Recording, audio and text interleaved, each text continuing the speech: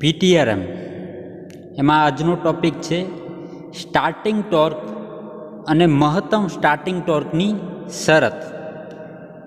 કોઈક દિવસ તમને એક્ઝામમાં આવું પૂછી નાખે કે સ્ટાર્ટિંગ ટોર્કનો સૂત્ર આપો અને મહત્તમ સ્ટાર્ટિંગ ટોર્કની શરત તારવો, અને લાસ્ટમાં મહત્તમ ટોર્કનો સૂત્ર તારવો. સ્ટાર્ટિંગ ટોર્ક,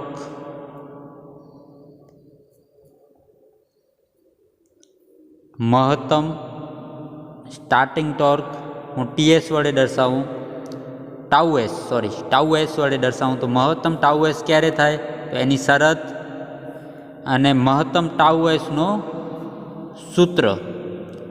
આ ત્રણ વસ્તુ તમને એક્ઝામમાં પૂછાય. તો આજે આપણો આ લેક્ચર છે એ જે શરત છે એને તારવવાનો છે, અને જે મહત્તમ ટોર્ક છે એનો સૂત્ર તારવવાનો છે. તો મિત્રો, આ લેક્ચર આપણે સ્ટાર્ટ કરીએ. એ પહેલાં તમે જો અગાઉનો વિડીયો ન જોયો હોય તો એ જોઈ લેજો. કેમ કે એમાં કરંટનો સૂત્ર આપેલો છે, પછી Z2 એટલે કે તમારો જે ઇમ્પિડન્સ છે એનો સૂત્ર પણ આપેલો છે. એ બધા સૂત્રોનો ઉપયોગ આપણે આ લેક્ચરમાં કરશું.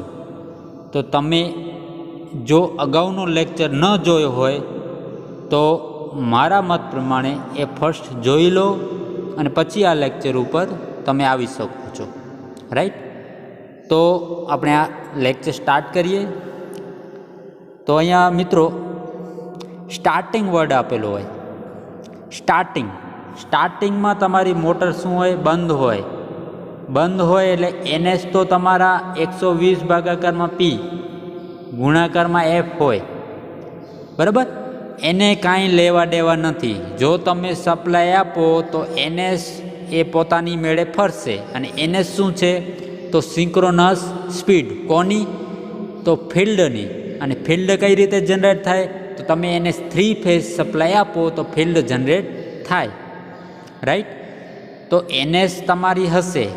એ પછી સ્ટાર્ટિંગ હોય, રનિંગ હોય કે જે હોય, NS તો તમારી હશે અને હશે જ. બરાબર? પરંતુ જ્યારે વર્ડ સ્ટાર્ટિંગ વાપરેલો હોય ત્યારે તમારી N શું હોય? 0 હોય. કેમ કે સ્ટાર્ટિંગમાં તમારી મોટર એ સ્થિર હશે અને સ્થિર વસ્તુની ગતિ ન હોય. ગતિ શું હોય? 0. ખ્યાલ આવે છે? સ્ટાર્ટિંગ શબ્દ ક્યાં પણ જોયો તો ત્યાં તમારે સ્પીડ આવશે 0. કઈ સ્પીડ? રોટરની. તમે જોયું હશે લેબોરેટરીમાં અથવા તો મશીનની લેબમાં કે મોટર સ્થિર હશે ત્યારે તમારો જે રોટર હોય ફરતો હોય? ન ફરતો હોય. કેમ કે મોટર સ્થિર છે. સ્થિર હોય એટલે એની ઝડપ N બરાબર શું આવે? 0. પરંતુ NS તમને કહે તો NS એ સપ્લાય ઉપર આધાર રાખે છે. જો તમે એને 3 ફેઝ સપ્લાય આપો તો NS હોય, અને જો એને 3 ફેઝ સપ્લાય ન આપો તો NS ન હોય. રાઈટ? તો આ બે વચ્ચે તફાવત છે કે તમે કોઈ દિવસ મોટરને સપ્લાય આપ્યો, 3 ફેઝ સપ્લાય આપ્યો, અને મોટર તમારી સ્ટાર્ટિંગ પોઝિશનમાં શું હશે?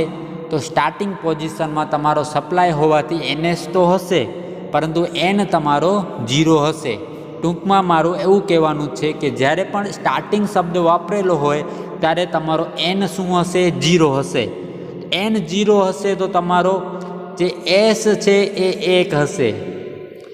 મિત્રો, આ વસ્તુ તમે યાદ રાખી લો કે જ્યારે તમારો N 0 હશે ત્યારે S 1 હશે. અને S શું છે? તો S એ સ્લીપ છે. સ્લીપનો સૂત્ર S બરાબર NS માઇનસ N. બરાબર? ભાગાકારમાં NS લખવું હોય તો લખી શકો છો. તો તો N0 છે તો તમારો NS માઇનસ N0 ભાગાકારમાં NS, તો NS ભાગાકારમાં NS અને NS ભાગાકારમાં NS ઉડી જાય એટલે શું આવે 1. તો N તમારો 0 હોય ત્યારે S શું હોય 1. તો હવે વિદ્યાર્થી મિત્રોને એવું ક્વેશ્ચન થશે કે N તમારો NS હોય તો શું થાય? તો એ તમારા માટે હોમવર્ક છે. N બરાબર NS હોય તો સ્લીપ તમારી 0 હોય. એ આપણે પછી જોશું. અત્યારે ખાલી એટલું યાદ રાખો કે જ્યારે સ્ટાર્ટિંગ શબ્દ વાપરેલો હોય મોટરમાં ત્યારે N0 હોય અને S શું હોય 1 હોય. બરાબર, S1 હોય એટલે સૂત્રમાં ક્યાંય પણ S લખવાનું નહીં, કેમ કે આપણે 1 લખતા નથી. બરાબર, ધારો કે હું 2 લખું તો 2ની જગ્યાએ 2 ગુણાકારમાં 1 પણ લખી શકું.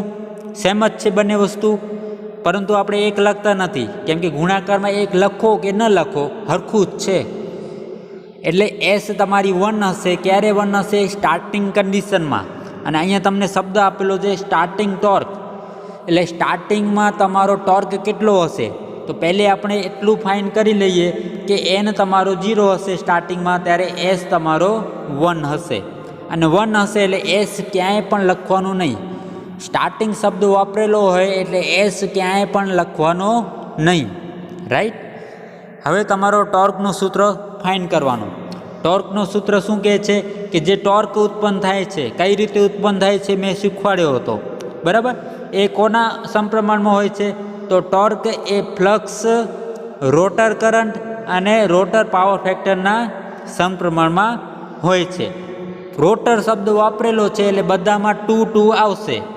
∅2, I2 અને cos ∅2. રાઈટ. તો તમારું જે ટોર્કનું સૂત્ર છે કોના સમપ્રમાણમાં છે? ∅I2 cos ∅2. આ સૂત્ર તમારે યાદ રાખવાનું છે.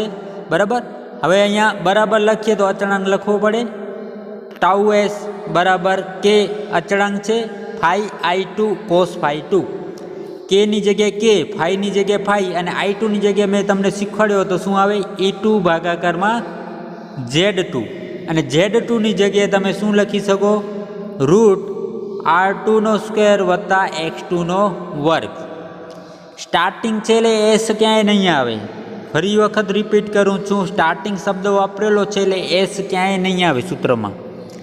તો અહીંયા I2ની જગ્યાએ તમે શું લખી શકો? E2 ભાગાકારમાં Z2 અને Z2ની જગ્યાએ તમે લખી શકો R2² વત્તા X2 વર્ગ એનો વર્ગમૂળ. બરાબર, તો અહીંયા આ જે સૂત્ર છે એ શું છે?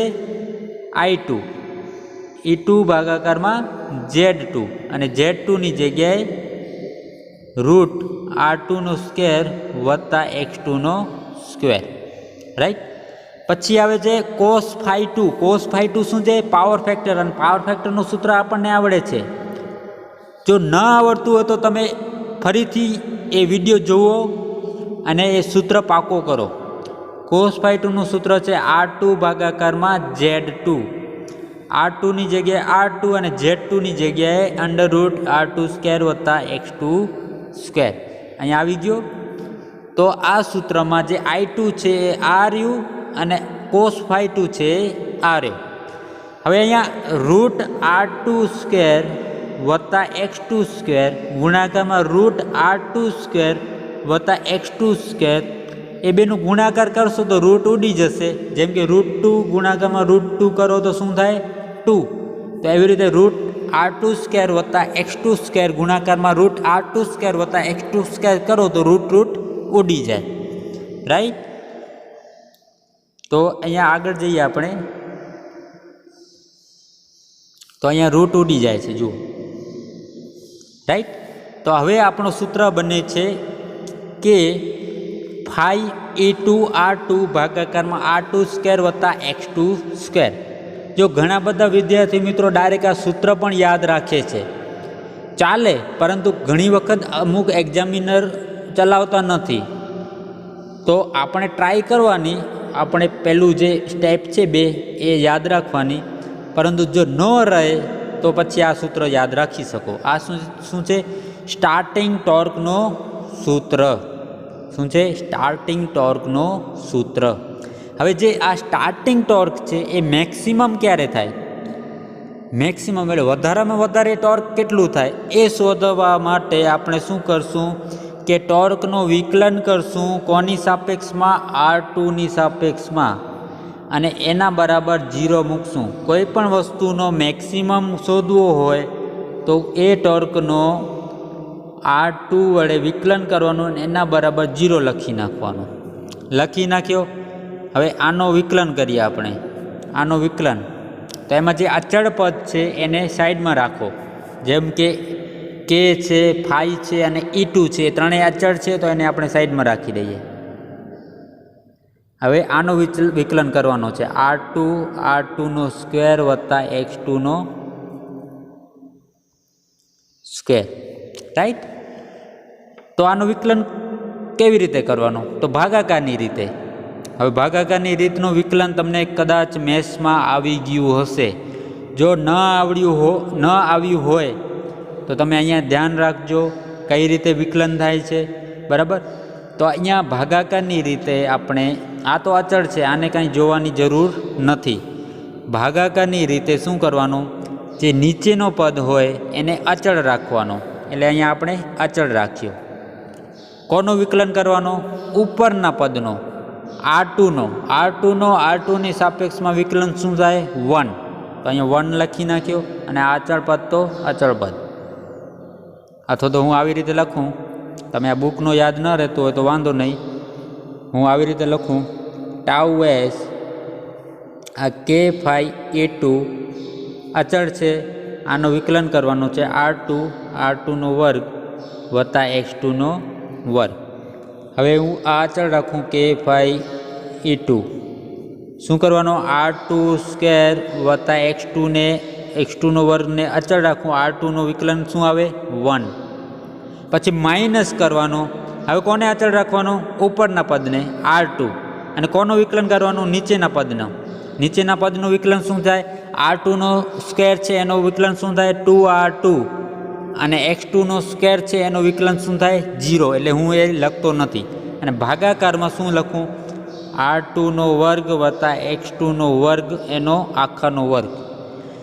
તો ભાગાકારનું વિકલન કોઈને ન આવડતું હોય તો શું કરવાનું કે પહેલે જે નીચેનો પદ છે એને અચળ રાખવાનો, ગુણાકારમાં શું કરવાનું? ઉપરના પદનું વિકલન, માઇનસ ઉપરના પદને અચળ રાખવાનો અને નીચેના પદનું વિકલન, અને ભાગાકારમાં જે નીચેનો પદ હોય એનો વર્ગ કરી નાખવાનો.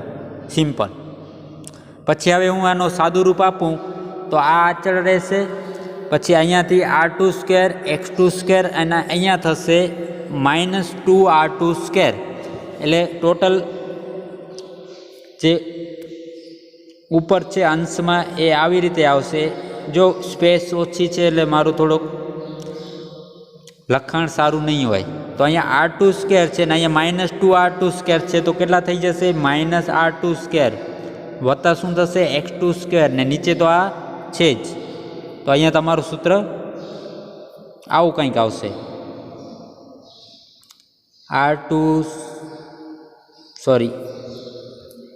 કે ફાઈ E2 અને -R2 સ્ક્વેર વત્તા x2 સ્ક્વેર ભાગાકારમાં R2 સ્ક્વેર વત્તા x2 સ્ક્વેરનો વર્ગ બરાબર 0.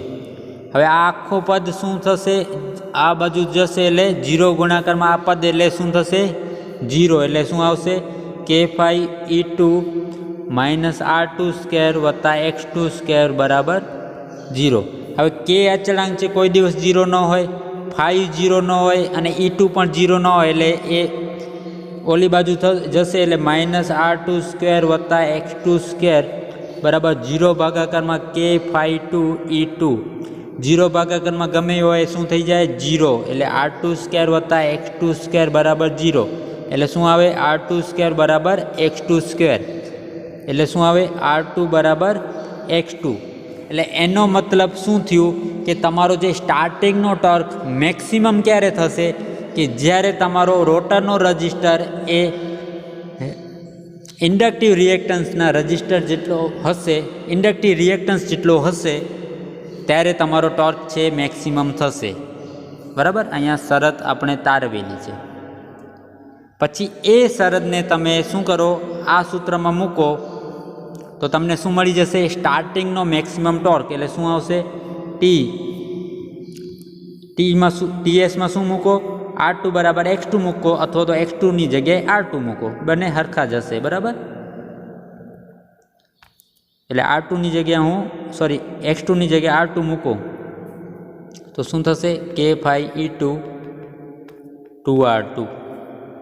બરાબર, 2R2 સ્ક્વેર છે એમાં એક ઉડી જશે. બરાબર, તો અહીંયા આ સૂત્ર છે. બરાબર, જો R2ની જગ્યાએ X2 મૂકો કે X2ની જગ્યાએ R2 મૂકો, બંનેમાં સરખો થશે. કેવી રીતે, હું અહીંયા સાબિત કરું. બરાબર, કે તમારું સૂત્ર શું છે, મેક્સિમમ ટોર્ક સ્ટાર્ટિંગનો K5E2 R2 ભાગાકારમાં R2નો સ્ક્વેર વત્તા X2નો વર્ગ. હવે R2ની જગ્યાએ X2 મૂકો તો શું થાય, K5E2